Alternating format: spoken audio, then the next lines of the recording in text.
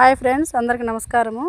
ఇక్కడ పిఎన్డిఎస్ వేసుకోవడం జరిగింది. ఆల్రెడీ మనకు ఈ నెల అయిపోయిందండి. మనకు ఆవులు పశువుగా మేతగా కూడా మనం ఆల్రెడీ కటింగ్ కూడా చేసేసారు. చూడండి ఎన్ని రకాలు ఉంటాయి ఇందులో.